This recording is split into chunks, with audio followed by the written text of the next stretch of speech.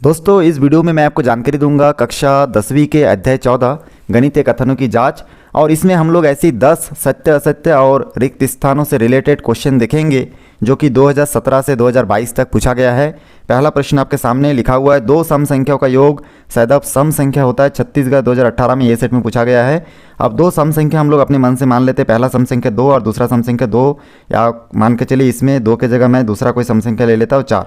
अब इसको अगर जोड़ दूंगा मैं, योग मतलब जोड़ना, अब जोड़ने से हमको देखिए 6 प्राप्त होता है। तो 6 भी क्या है, एक सम संख्या है। तो सम संख्या को जोड़ने से सम संख्या ही प्राप्त हुआ। आप कोई भी सम संख्या ले सकते हो, 4 ले सकते हो, यहाँ पे 8 ले सकते हो, तो भी कितना प्राप्त हो रहा है, 12।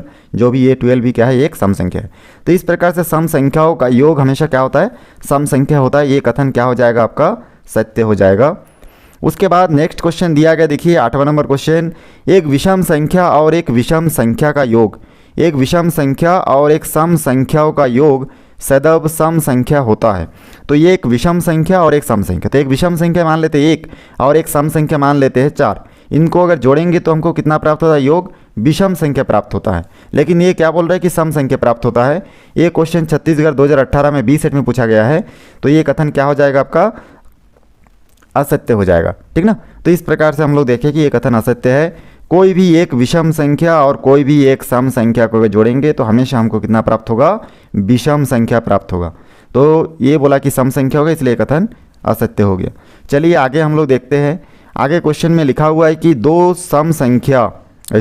विषम संख्याओं का योग सदैव विषम संख्या होती है। तो दो विषम संख्याओं का योग सदैव विषम संख्या होती है।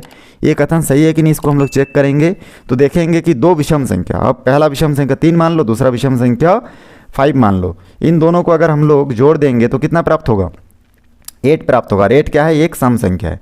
चलिए और एक संख्या लेके देखते हैं, 1 लेके देखते हैं, विषम संख्या 7 लेके देखते हैं, जोड़ने से 8 प्राप्त होगा। यहाँ पे आप कोई भी विषम संख्या लोगे, अगर 3 और 3 को भी ले रहे हो तो भी 6, मतलब ये सब क्या होगा, आपका सम है। लेकिन हमारे प्रश्न में बोल रहा है कि विषम संख्या होती है, तो ये कथन क्या हो जाएगा, असत्य। तो इसलिए हम लोग यहाँ पे लिखेंगे ये कथन असत्य है। चलिए आगे बढ़ते हैं। अब देखिए सेकंड प्रश्न में लिखा हुआ है, रिक्त स्थानों की पूर्ति कीजिए। और पहला प्रश्न में जो लिखा हुआ है, एक विषम और एक सम संख्या का जोड़ हमेशा डैश संख्या होती है।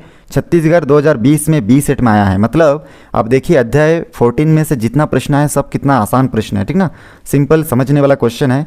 एक विषम और एक सम, तो एक विषम संख्या ले लेते हैं, मान के चले 1, एक सम संख्या ले लेते हैं, मान के चले 4। अब इन लोगों को जोड़ने से कितना प्राप्त होता है, 5 प्राप्त हो रहा है। 5 क्या है, एक विषम संख्या है। तो इस प्रकार से हम लोग आराम से कह सकते हैं कि एक विषम और एक सम संख्या का जोड़ हमेशा क्या प्राप्त होता है, विषम संख्या। तो यहाँ पे हम लोग लिखेंगे विषम, और यहाँ पे देखिए संख्या लिखा हुआ है, तो बहुत आसान है। चलिए नेक्स्ट क्वेश्चन देखते हैं। उसमें लिखा हुआ है, देखिए कि दो विषम संख्याओं का जोड़ हमेशा डैश संख्या होता है। दूसरा क्वेश्चन छत्तीसगढ़ 2020 में ये सेट में पूछा गया है। तो दो विषम संख्याओं का जोड़ हमेशा क्या होता है, तो हम लोग विषम संख्या 2 ले लेते हैं, एक विषम संख्या 3 और दूसरा विषम संख्या हम लोग ले लेते हैं 5। तो इसमें कितना प्राप्त हो रहा है, 8। एक विषम संख्या ले लेते हैं 3, एक विषम संख्या ले लेते हैं 1, तो कितना प्राप्त हो रहा है, 4। तो विषम संख्या को जोड़ने से हमेशा क्या संख्या प्राप्त हो रहा है, सम संख्या।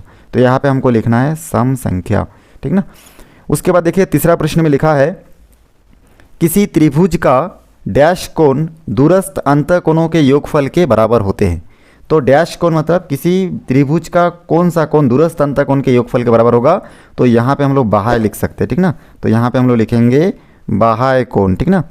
तो बहिष्य कोण या फिर बाह्य कोण दूरस्थ अंतःकोण के योग के बराबर होते हैं, लिख सकते हैं। क्योंकि हम लोग जानते हैं कि जो त्रिभुज के अंदर का जो कोण है, ठीक ना, ये अंदर वाला कोण को अंतःकोण, और बाहर जो कोण बनता है इस कोण को हम लोग क्या बोलेंगे, बाह्य कोण, ठीक ना, बहिष्य कोण भी बोल सकते हैं। तो इस प्रकार से हम लोग को समझ का आंसर देना है।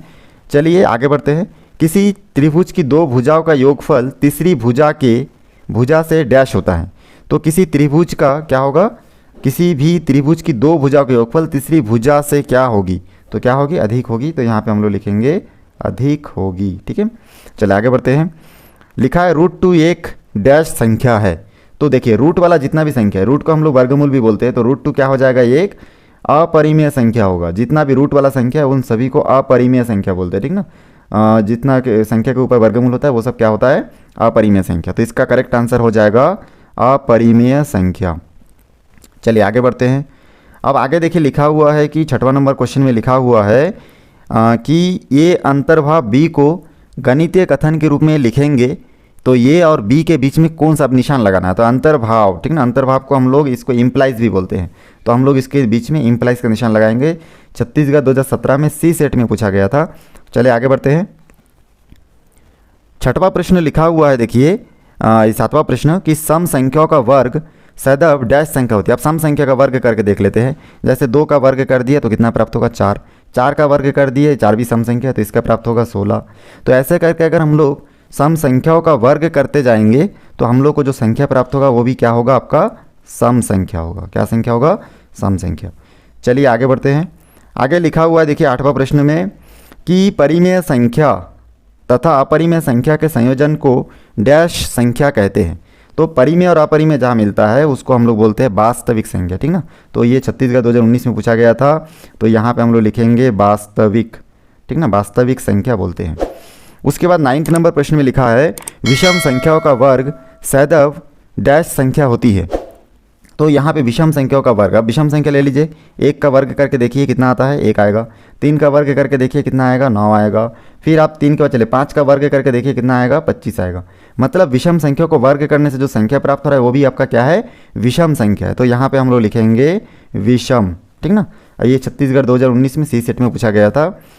इस प्रकार से चलिए 10वां प्रश्न बचा है इसमें, उसको भी देख लेते हैं।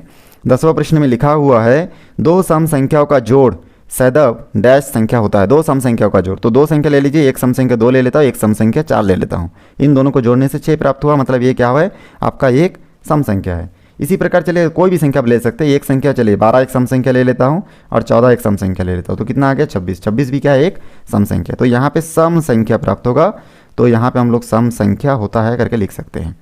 तो इस प्रकार बहुत आसानी से आप देख रहे हैं, हम लोग 2017 से 22 तक पूछे गए क्वेश्चन को आसानी से सॉल्व कर लिए। इस लेसन की तैयारी करने से आप एग्ज़ाम में अच्छा नंबर अचीव कर सकते हैं और निश्चित इसमें से कोई प्रश्न इस साल भी 2023 में एग्ज़ाम में पूछा जा सकता है। मेरे वीडियो को शुरू से आखिरी तक देखें, इसलिए आप सभी का बहुत बहुत धन्यवाद।